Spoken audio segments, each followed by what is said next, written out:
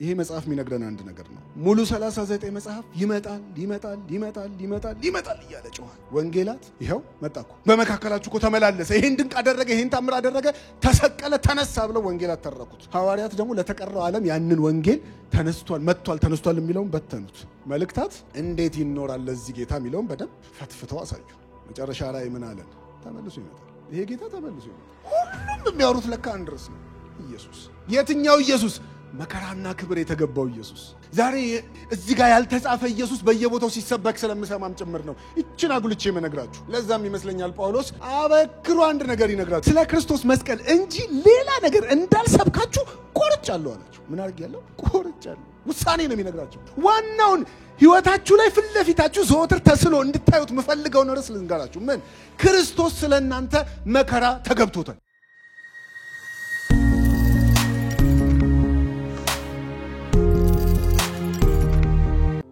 በዚሁ ቀን ከደቀ መዛሙርቱ ሁለቱ ከኢየሩሳሌም 11 ኪሎ ሜትር ያህል ወደሚርቅ ኤማውስ ወደሚባል መንደር ይሄዱ ነበር።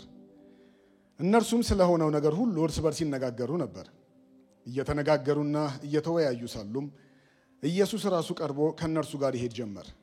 ነገር ግን እንዳያውቁት አይናቸው ተይዞ ነበር። እርሱም እየሄዳችሁ መንገድ ላይ እርስ በርሳችሁ እንዲህ የምትወያዩት ምንድነው አላቸው። እነርሱም በሐዘን ክው ብለው ቆሙ።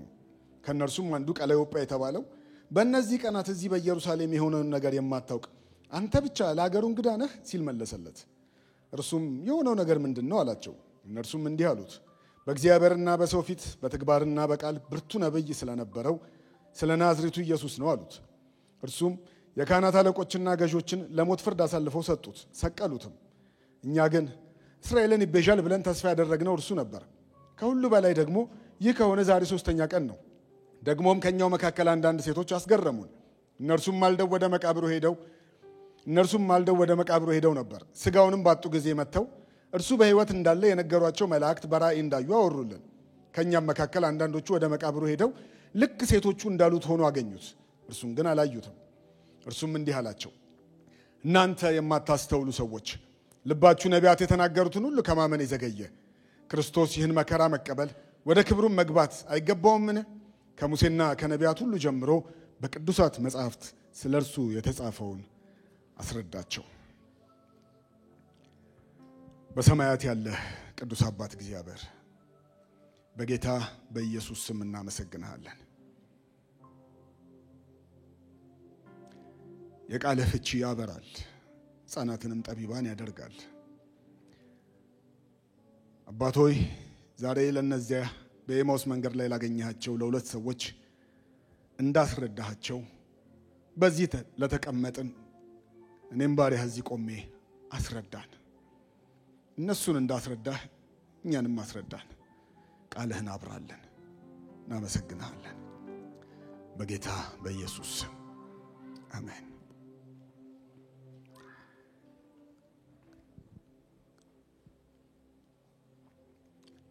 የዛሬ ዓመት ብዙዎቻችሁ ታስታውሳላችሁ ብዬ አስባለሁ። ልክ እንደዚህ የኢየሱስ ክርስቶስን የስቅለትና የትንሣኤ በዓልና ክብር እየተዘጋጀን የነበረበት የመጨረሻውን አንድ ወር ደግሞ ተፈጸመ ብለን የምንነጋገርበት ጊዜ ነበረ። ልክ የሱ ተፈጸመ የሚለው ማብቂያ የመጨረሻ አገልግሎት ላይ ያገለገለን ሰው ያገለገለበትን ርዕስ ላስታውሳችሁና ከሱ ቀጥላለሁ። ምን ያሉቻችሁ ታስታውሳላችሁ? ወንድም ዘላለም አበበ ያገለገለን ምን ነበር? ይገባዋል የሚል ነበር ያገለገለን። ትዝ ካላችሁ ከዛ እንደመቀጠል ሆኜ ነው ማወራችሁ። ከዓመት በኋላ ሊሆን ይችላል፣ ግን ይገባዋል የሚለውን ይዘን ነው የምንቀጥለው። ከዚህ በፊት እዚህ ቦታ ነግሬያችኋለሁ። ብንቆፍር እዚህ መጽሐፍ ውስጥ የምናገኘው አንድ ርዕስ ነው ብለናል። ያ ርዕስ ከኢየሱስ ውጭ አይደለም። ብዙ ርዕሶች ውስጡ አሉት። ሁሉም ርዕሶች ተሰብስበው ግን አንድ አጉልተው ሊያሳዩት የሚፈልጉት አለ። ኢየሱስ ይሉናል ደጋግመው።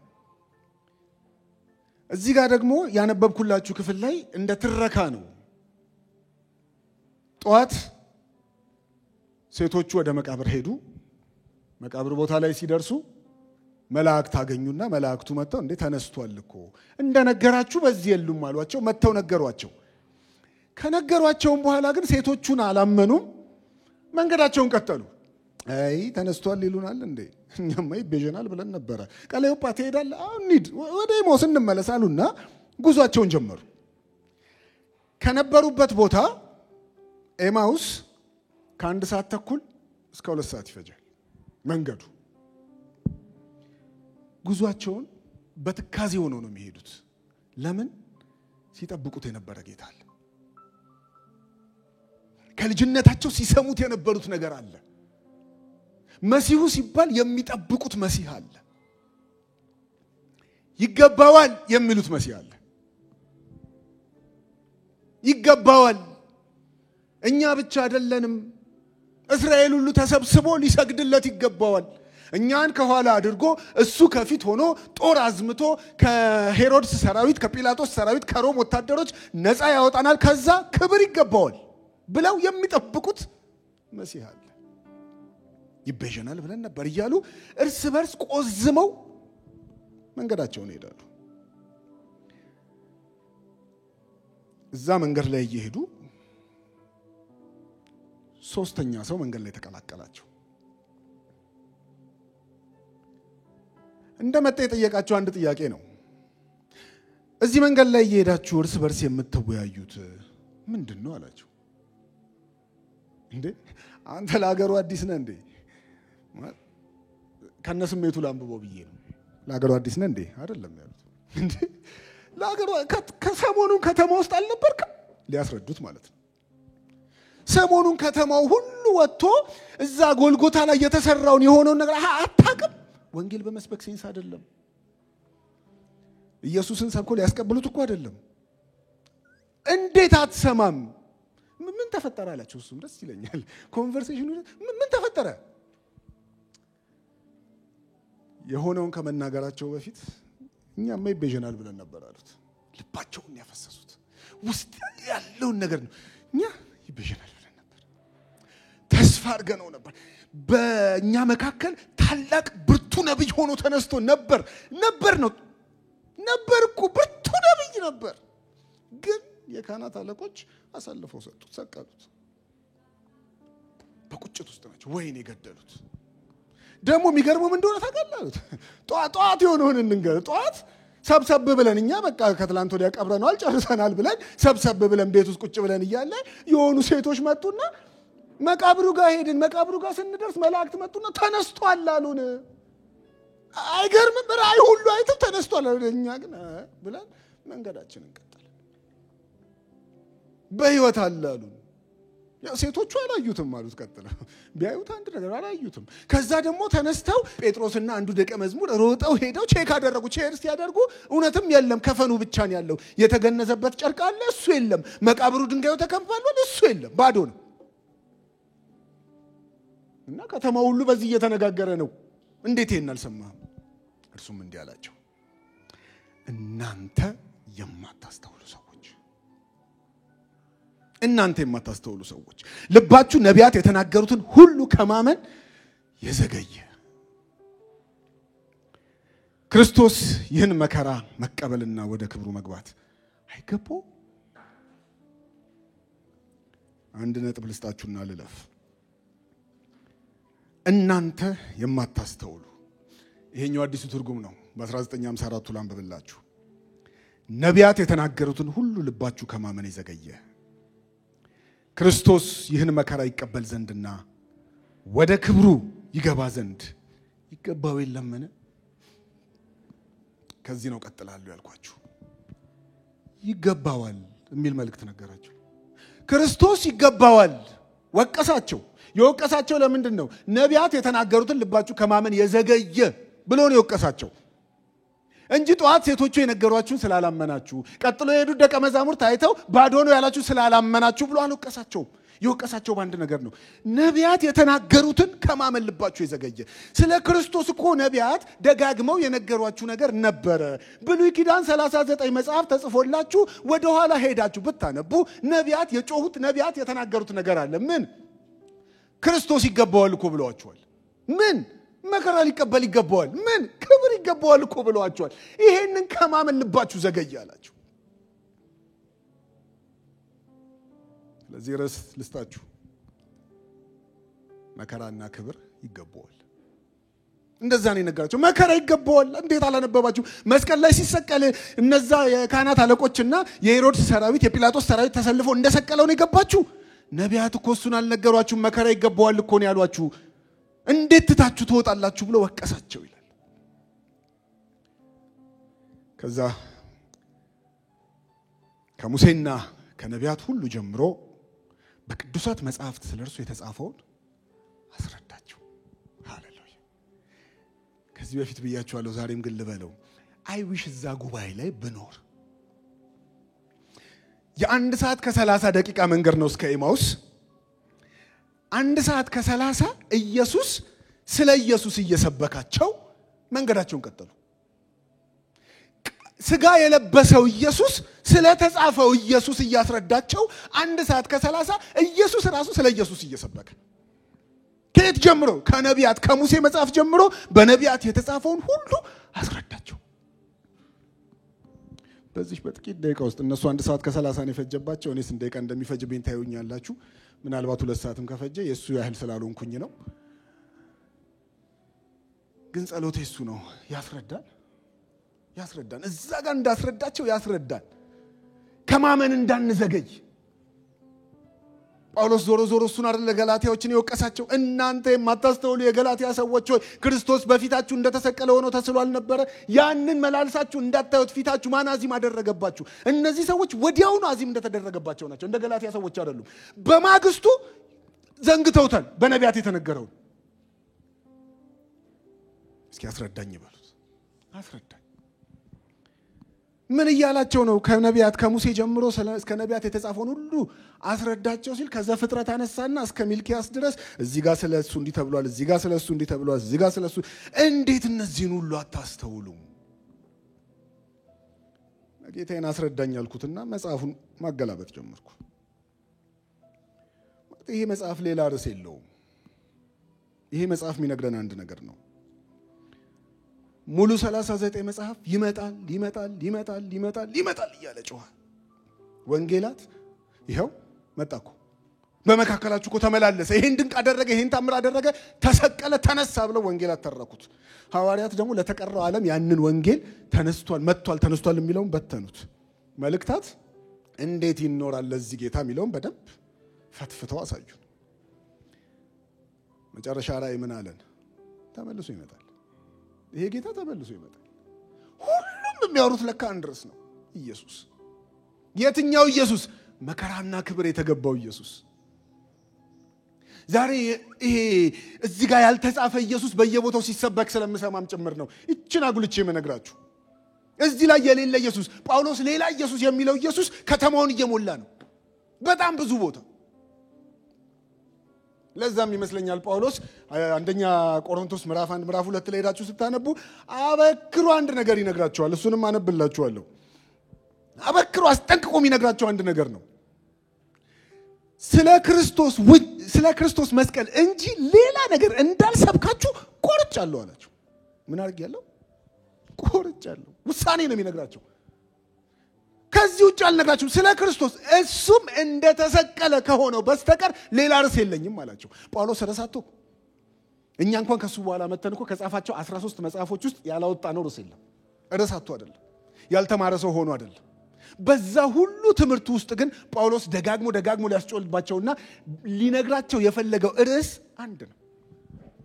ክርስቶስ እንደተሰቀለ እነግራችኋለሁ። ከሙሴ ጀምሮ እስከ ነቢያት ያለውን ተረከላቸው፣ አስረዳቸው።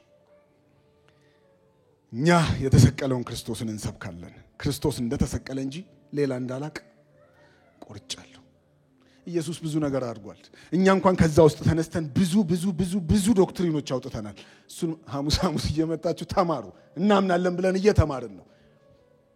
በጣም ብዙ ርዕሶች አሉ።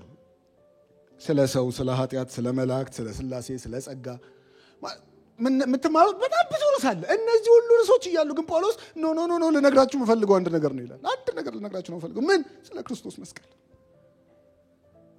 ዋናውን ነገር ከነገርኳችሁ ሌላው ይገባችኋል፣ ቀስ ብሎ ይገባችኋል። ዋናውን ህይወታችሁ ላይ ፊት ለፊታችሁ ዘወትር ተስሎ እንድታዩት የምፈልገውን ርዕስ ልንገራችሁ። ምን? ክርስቶስ ስለእናንተ መከራ ተገብቶታል። ታዲያ መከራ ስለተገባው ደግሞ ክብር ይገባዋል። ከኢየሱስ የቀጠለ ስብከት የሚሰብካችሁ ይመስለኛል። እና ኢየሱስ እንዴት እያደረገ የሆነ የሰበካቸው እዛ የኤማውስ ሲሄዱ መንገዱ ላይ 1 ሰዓት ከ30 እንዴት ነው ያስረዳቸው ብዬ ወደ ኋላ ሄድኩና ጀመርኩ። ዘፍጥረት ለካ የመጀመሪያው የተስፋ ቃል ራሱ መከራ ይገባዋል የሚል ነበር። አዳምና ሔዋን በኤደን ገነት ኃጢአት ከሰሩ በኋላ እግዚአብሔር አዳምንም ሔዋንንም ካናገራቸው በኋላ ሔዋንን አንድ ነገር ነበር ያላት ካስታወሳችሁ። እሱ ሰኮናን አንተ ራሱን ትቀጠቅጣለህ። ለካ መጀመሪያ የተነገረው እሱ ነበር። ለካ ሰኮናው ከመወጋት ነበር የሚጀምረው። የመጀመሪያ ስለ ክርስቶስ የተነገረው ለካ ይቀጠቀጣል ተብሎ ነው፣ መከራ ይቀበላል ተብሎ ነው። ለካ መጀመሪያ የተነገረው ለካ ራስ ስለመቀጥቀጡ ብቻ አይደለም፣ ስለ ክብሩ ብቻ አይደለም። ክብር ይገባዋል የሚለውን ከማንሳቱ በፊት አትዘሴም ታይም መከራም ይገባዋል፣ መከራም ይቀበላል የሚል ነገር ለካ ተናግሯል። ለካ ዘፍጥረት 3 ላይ እግዚአብሔር ወደፊት ያለውን ነገር ሲነግራቸው መከራ ሊቀበልላችሁ ይመጣል እያላቸው ይመጣል። መከራ ይገባዋል፣ ግን መከራ ብቻ አይደለም ክብርም ይገባዋል ብሎ ራስን ደግሞ ይቀጠቅጣል ይለዋል። ለካ የዘፍጥረት መልእክት ውስጥ አለ። ዘፍጥረትማ እንዳለ ታሪኮች ብዙ ታሪኮች ውስጥ ስላሉ ስትሰበስቡት የምታገኙት ኢየሱስ መከራ እንደሚቀበል አጉልቶ የሚያሳዩ ታሪኮች ነው የምታገኙት። ወዲያው አይደል እንደ ከኤደን ገነት ሲያስወጣቸው የቅጠሉን ልብስ አነሳና የቆዳ ልብስ አለበሳቸው የሚል ታሪክ ስታገኙ ታሪክ አይደለም። ቆዳ ከመስዋዕት በኋላ የሚገኝ ነገር ነው። ወደፊት ተሰውቶ የምንለብሰውን ኢየሱስ ሊያሳያቸው ፈልጎ ነው እዛው ጋር ቆዳ ልብስ ያስወጣቸው። መስዋዕትም ይሆን ከፊት ይመጣል፣ መከራ የሚቀበል ከፊት ይመጣል እያለ ማለት ነው። አንድ ምዕራፍ ስትገልጡ ምዕራፍ 4 ላይ ሲጮህ የምናገኘው የማን ደም ነው? የአቤል ደም። ዕብራውያን ደግሞ ይመጣና ከአቤል ደም ይልቅ የሚናገር የክርስቶስ ደም ይለናል። ሁሉ ስለ ኢየሱስ ነው። ስለ የትኛው ኢየሱስ? መከራ ስለተገባው፣ ክብር ስለተገባው፣ በተለያየ ጌጣጌጦች ሸላልመን ስለምናወራው ኢየሱስ አይደለም፣ መከራ ስለተገባውና ክብር ስለተገባው። ሁሉንም ካነሳናቸው እንዳልኳቸው 1 ሰዓት ከ30 ስለሚፈጅ እኔ እያለፍኩ ነው ማወራው። ምዕራፍ 22 ላይ ስትሄዱ የምታገኙት የአብርሃምና የይስሐቅ ታሪክ አለ። የመስዋዕቱ በግ እግዚአብሔር ያዘጋጃል የተባለው የዳንበትን መንገድ ሄዳችሁ የምታገኙት እግዚአብሔር አዘጋጅቶት ነው።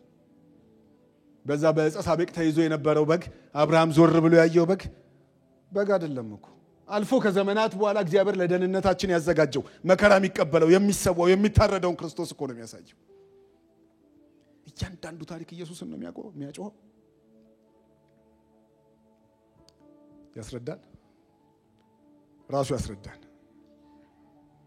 ዘጸአት ላይ ስትሄዱ እኮ ወዲያው የምታገኙት በመቃኑ ላይ የተቀባውን በጎበኑ ላይ የተቀባውን ደም አይደል የምናገኘው።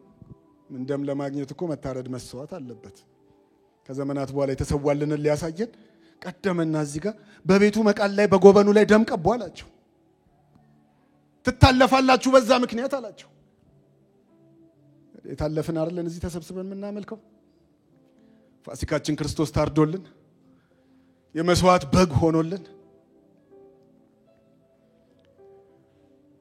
ዘሌዋውያን ሙሉ በቃ ሂዱና አዩት እናንተ ሙሉ የመስዋዕቱ ህግ የሚለው የምታገኙት በሙሉ መጨረሻ ላይ ይሄ ሁሉ መስዋዕት ቀርቶ አንድ መስዋዕት አለ እያለ እኮ ነው። ይሄ ሁሉ መስዋዕት ይቀርና አንድ መስዋዕት አለ እያለ እኮ ነው የሚጮህ። አንድ መስዋዕት አለ። ዘዳግም ላይ ይነግረናል። በእንጨት የሚሰቀል ሁሉ የተረገመ ነው ይለናል። በየዘመኑ በእንጨት ስለተረገሙት ብቻ ይመስላችኋል? ስለ ዋናው እያወራ እንጂ ዋናው መጨረሻ ላይ መጥቶ በእንጨት የሚሰቀል አለ እያለ እኮ ነው። እርግማናችንን ሊወስድ በረከቱን ሊሰጠን ኃጢአታችንን ወስዶ ጽድቁን ሊያለብሰን በእንጨት የሚሰቀል ብሎ ዘዳግም ላይ እኮ የሚነግረን እሱ ነው። አንዳንድ የመጽሐፍ ቅዱስ ክፍሎች ለምን እዚህ ጋር ገቡ የሚመስሉ አይነቶች አሉ። ለምሳሌ ባነሳላችሁ ሩትን ብታነቡት ከተማው ላይ ረሃብ ሆነ። ከቤተልሔም ተነስቶ አንድ ሰውዬ ሚስቱና ልጆቹን ይዞ ኮበለለ። በኮበለለበት ሀገር እሱም ሞተ፣ ልጆቹም ሞቱ። ከዛ በኋላ የኑሐሚን ተነሳና ሁለቱን ሩትንና ኦርፋን ይዛ ልመለስ ትላለች። ከዛ በኋላ ኦርፋ ስማት ትመለሳለች። ሩታ የሆነ መሀል ላይ ተቀላቅሎ የገባ ታሪክ ይመስላል። ግን አንድ ነገር ሊነግረን ፈልጎ ነው። 4 መጽሐፍ የሆነ ሰውዬ የቦዔዝ ታሪክ የሚባል አምጥቶ ያስገባልን አንድ ታሪክ ሊነግረን ነው። ምዕራፍ 4 መጨረሻ ላይ ሄዳችሁ እዩት። ቦዔዝም ኢዮቤድን ወለደ፣ ኢዮቤድም እሴይን ወለደ፣ እሴይም ዳዊትን ወለደ ብሎ ሊነግረን ስለፈለገ 4 ምዕራፍ የአንድ ቤተሰብ ታሪክ ስደት ሲሄድ ከስደት ሲመለስ ይነግረናል። ዳዊት ከተባለ ማጋል እንሄድ እንደሆነ ግልጽ ነው። ዳዊትን ሊያመጣ ሲፈልግ ይሄ ሁሉ ነገር ይነግረናል። እያለፍኩ ልሂድ ብያችኋለሁ። ከዛ በኋላ የነገስታቱን ታሪክ አይደል የምናገኘው? የነገስታቱ ታሪክ ላይ እንዳለ ለምታዩት እኮ የነገስታት ታሪክ አይደለም። የነገስታት ንጉስ ከፊት እየመጣ ነው የሚል ነው። ከፊት አለ በዳዊት ዙፋን ላይ የሚቀመጥ የነገስታት ንጉስ ለዘላለም ነግሶ የሚቀር ዙፋኑ የሚጸናለት ከፊት አለ እያለ እየነገረን ነው። እስራኤላውያን ይህንን ሁሉ ነው የሚያውቁት። መከራ ሊቀበል ይገባዋል የሚለውን ያጮህላቸዋል። ዳዊት በመዝሙሩ ደጋግሞ የተናገረውን ልክ ኢየሱስ መከራውን ሲቀበል ደግሞ ደጋግሞ ያነሱት ነበር። እንደ ምሳሌ እንዲሆን መዝሙረ ዳዊት 22 ላይ መከራ ይቀበላል የተባለውን ክብር ከመቀበሉ በፊት መከራ ይቀበላል የተባለውን እዛ ጋር ያሉትን አንዳንድ ቃላት እያወጣው ብቻ ላሳያችሁ። እናንተ ሙሉን አንብቡት። እንዳንበሳ ከበቡኝ፣ እጅና እግሬን ወጉኝ፣ አጥንቶቼን ቆጠሩ፣ ልብሴን ተከፋፈሉት፣ እንጀራዬን የበላ ተረከዙን አነሳብኝ።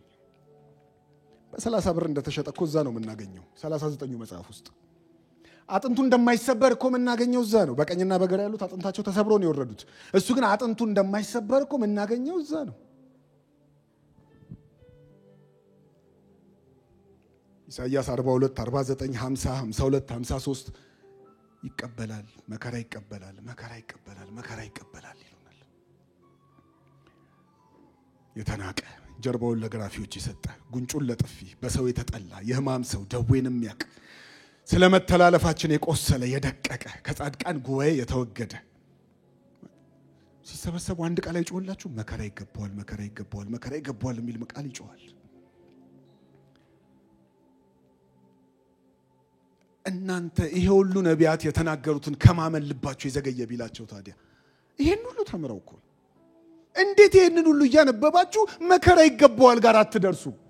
እነሱም ሲጠብቁ የነበረው ክብር ይገባዋል ብቻ ነው። መከራ በመቀበል ውስጥ እኮ ነው የተረፍነው። ዛሬ እኮ እዚህ ጋር ያለነው መከራ ስለተቀበለልን መከራ ስለተገባው እኮ ነው። እኔ ዛሬ እዚህ ጋር ቆሜ ስለ ኢየሱስ ላወራችሁ እድል ያገኘሁት ጌታን የተቀበልኩት እኮ መከራ የተቀበለውን ጌታ ነው። ስለኔ ብዬ ተቀብዬ እኮ ነው። መከራ ተገብቶታል። መከራ ብቻ ግን አይደለም። ኢየሱስ እዛው ጋር ይነግራቸዋል። መከራ ብቻ አይደለም የተገባኝ ይላቸዋል። ደስ ይለኛል። ክብርም ተገብቶኛል ይላቸዋል። ለምን? መከራ ተቀብያለሁ ይላቸዋል። ምዕራፍ 17 ላይ ሲጸልይ ኢየሱስ ዮሐንስ ወንጌል ላይ አንድ ነገር ብሎ ነበር። አባት ሆይ ዓለም ሳይፈጠር በፊት በነበረኝ ክብር አክብረኝ ይለዋል። ለምን? መከራ እዚህ ጋር ያልከኝን ሁሉ ልጨርስ ይሄው መጥቻለሁ። ስለዚህ መልሳ አክብረኝ ይለዋል። መከራውን እንደተቀበለ ክብር ደግሞ ሊቀበል ይገባዋል። ሃሌሉያ። ማለ ነጥብ ልስጣችሁና ልለፍ። መጀመሪያ ክብር ሊቀበል ይገባዋል ሲባል ዝማሪያችሁን እንዳታስቡ፣ አምልኳችሁን እንዳታስቡ። እሱ የሚከብረው ያ መከራ ለኔ ነው ብሎ ትውልድ ከሱ ኋላ ሲመጣ ነው። ክብሩ እዛ ጋር ነው። ክብሩ ሰው ሁሉ ይሄ ሁሉ መከራ እኮ ለኔ ነው የተገባው ብሎ ሲቀበለው። ክብሩ ወተን ለወንድም ለእህቶቻችን ኢየሱስ እኮ ተሰቃይቶልሃል፣ መከራ ተቀብሎልሃል፣ አንተ ለምን ትቀበላለህ ብለን ወንጌልን ስንናገር ክብር ይገባዋል። መከራ እንደተገባው ክብር ይገባዋል። ክብር ይገባዋል የሚለውንም ግን ደስ የሚለው ብሉይም ላይ ጽፈውልናል። ቅድም እንዳልኳቸው አናቱን ተቀጠቅጣለህ ብሎ እንዳስጀመረው እያንዳንዳቸው ላይ ክብር እንደሚገባው ደግሞ ይነግረናል። 2 ምዕራፎች ብቻ ግን ላሳያችሁ። ብዙ ጊዜ ኢሳይያስ 53ን ስናነሳ ተጨነቀ፣ ተሰቃየን ምናምን የሚሉትን ነው የምናነሳው። መጨረሻ ላይ ግን ምን የሚል ቃል እንደምታገኙ ታውቃላችሁ? ከነፍሱ ድካም ብርሃንን ያያል፣ እድሜው ይረዝማል። ይሞታል አለና እድሜው ይረዝማል ደግሞ ይላል። ፋላሲ ነገር ነው። ይሞታል፣ ይደቃል፣ ይገረፋል፣ ይሞትላችኋል፣ ግን እድሜው ደግሞ ይረዝማል። እንዴት?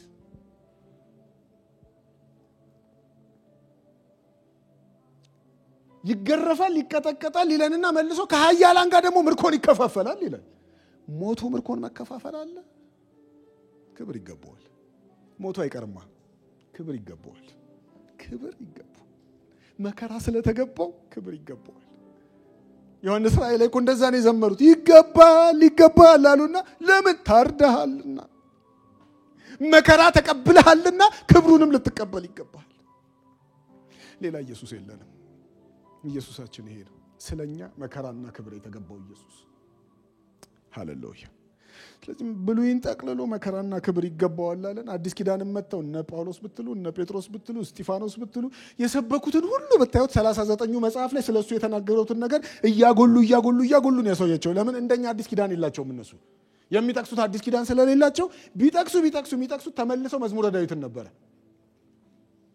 ያኔ አልገባንም ነበር እያሉ የሚሰብኩ ይመስለኛል እነ ጴጥሮስ። ያኔ መስቀል ላይ ሲሰቀል አልገባንም ነበር፣ አሁን ግን ስናየው ገባን። ምን? አጥንቱ አልተሰበረም። ለምን? አይሰበርም ብሎ እኮ ነግሮን ነበር ይሉታል። መዝሙረ ዳዊትን ደጋግሞ እነ ጴጥሮስ ይጠቅሱታል። ነፍሴን በሲኦል አትተዋትም ብሎ ዳዊት የተናገረው ስለራሱ ይመስላችኋል? ዳዊትማ መቃብሩን እናውቀዋለን ይላችኋል። ይመጣና መቃብሩን እኮ እናውቀዋለን። በአባቶች መቃብር መካከል የዳዊት መቃብር አለ። ስለዚህ ነፍሴን በሲኦል አትተዋትም፣ ቅዱሱን መበስበስን ያይ ዘንድ እዛ ጋር አትተውም የሚል ስለሱ ይመስላችኋል? ኖ። እናንተ ስለሰቀላችሁት መከራውን ስላሳያችሁት ስለ ኢየሱስ ነው ይላችኋል፣ ያስረዳችኋል። ከሆድስ ፍሬ በዙፋን አስቀምጣለሁ ያለው ለሰለሞን ነበር እንዴ? እንዳይመስላችሁ ይላችኋል። ለዘመናት ስትጠብቁት የነበረው ክብር ይገባዋል ብቻ መስሏችሁ ስትጠብቁት የነበረው መጀመሪያ መከራ ተገብቶት ነው ክብር የተገባው። ሃሌሉያ። ጌታዬ ጠላቶቼን የእግር መረገጫ እስካደርግልህ ድረስ በቀኜ ተቀመጥ አለው ይላል ብሎ ደግሞ ብንሄድ ለካ የምናገኘው መከራና ክብር የተገባውን ኢየሱስ ነው። ኢየሱስ ስለኔ በዛች 1 ሰዓት ከ30 ውስጥ ይሄን ነበር የሚያስረዳቸው። መከራ ይገባዋል እኮ የተባለልኝ ይሄ ነበር። የሰቀሉ ይመሰላችሁ እንዴ? ሞትኩላችሁ እንጂ። የወጉ ይመሰላችሁ እንዴ? ተወጋውላችሁ እንጂ። ይገባዋል ተብዬ ስመጣ እኮ አውቄው ነው የመጣሁት። መጨረሻ ላይ የጸለያትን ጸሎት ሳስብ አንዳንዴ ይሄ እንደዚህ ያደርገኝ ልገልጠው ማልችለው ይሆንብኝ። አባት ሆይ ብትወድ ሲለው ብትወድ የጭንቀቱን ልክ እኮ ነው የሚያሳየው። ብትወድ ጸልያችሁ ታውቃላችሁ? እንደዛ በቤተሰብ አባል ታሞባችሁ ሊሆን ይችላል። ይሆን ነገር ሆኖባችሁ ጸልያችሁታል። እርግጠኛ ነኝ ብትወድ እቺ ጽዋ ትለፈኝ።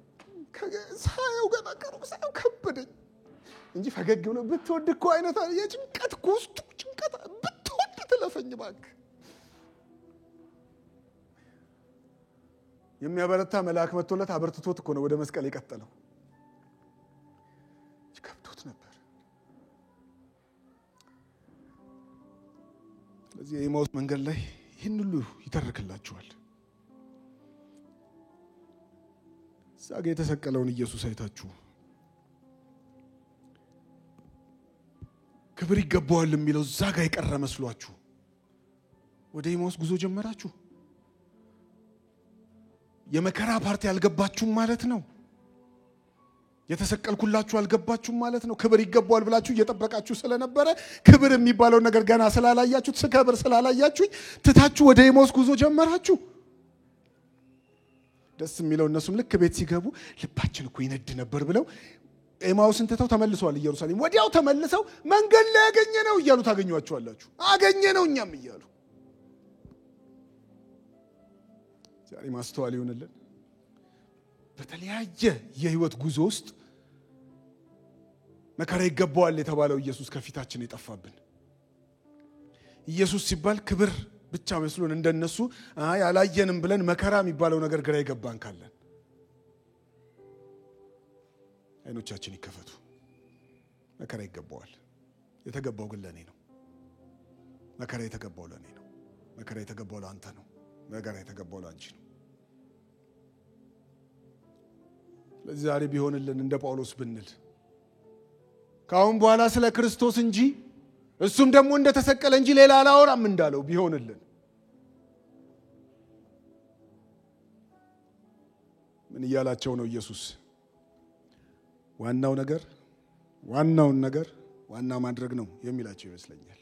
ዋናው ነገር መከራ ይገባዋል፣ ክብር ይገባዋል የተባለ ዋናው ነገር ዋናው እንዲሆን እየመለሰላቸው ነበር። ዛሬ ሌላ ኢየሱስ የገባችሁ ካላችሁ፣ መከራ የሚቀበለው ኢየሱስ ያልገባችሁ፣ ኢየሱስ ሲባል አረ ክብር ነው፣ አረ ብልጽግና ነው፣ አረ ከፍታ ነው ምናምን ብቻ የሚታያችሁ ካላችሁ፣ መከራ እንደተቀበለ መከራ እንቀበላለን። እመኑኝ። ከዛ ክብር እንደተቀበለ ክብር እንቀበላለን። ሁለቱንም ነው ሰጥቶ ነው የሄደው። መከራውንም ክብሩንም ነው ሰጥቶ ነው የሄደው። አሁን ሌላ ኢየሱስ ምላችሁ መከራውን አስቀምጠው ክብር ክብር ክብር ክብር ብቻ የሚል ስብከት ስላለ ነው። ዋች አውት። ሌላ ኢየሱስ እየነገሯችሁ ነው። ከመከራ ውጪ ያለ ኢየሱስ ከነገሯችሁ ሌላ ኢየሱስ ነው ይሄ። ጳውሎስ እንዳለው ደፍሬ እላለሁ፣ ሌላ ኢየሱስ የሚሰብኳችሁ የተረገሙ ይሁኑ። ዛሬ በከተማችን ላይ ይህንን ሌላ ኢየሱስ የሚሰብኩም ካሉ አንደበታቸው ዲዳ ይሁን፣ ትውልድን እንዳያሳስቱ። ይህንን መከራ የተቀበለውን ኢየሱስን ግን እናጎለዋለን። ዋናው መልእክት ይሄ ነው። ምን መከራና ክብር ይገባሃል ብሎ ነው ላከኝ። ሃሌሉያ። እዛው ምዕራፍ ቁጥር 44 ላይ ሁሉም በተሰበሰቡበት ከናንተ ጋር በነበርኩበት ጊዜ በሙሴ ሕግ በነቢያትና በመዝሙር መጽሐፍ ስለኔ የተጻፈው ሁሉ ይፈጸም ዘንድ ይገባል ብዬ የነገርኳችሁ ቃል ይሄ ነው አላቸው። እያሳያቸው ይሄው ይገባል ያልኳችሁ ቃል ይሄውና። የቱ? በነቢያት በሙሴ በመዝሙራት የተጻፈልኝ። እኛ የምናውቀው ኢየሱስ ይሄን ኢየሱስን ነው። መጨረሻ ላይ ተፈጸመ ያለው ይሄንን ሁሉ መከራ ተቀብሎ ነው። አይ በቃ ታሪኩን ልዝጋውና አዲስ ልጀምር አይነት ነገር ተነሳስቶ አይደለም። ተቀብሎ ጨርሶ ተፈጸመ ነው ያለው። እኛም ተፈጸመ ካለን በኋላ 2017 ዓመት ወደዚህ መተን ተፈጸመ ብለን የምናከብረው መከራ የተቀበለውን ጌታ ነው። ይገባዋል።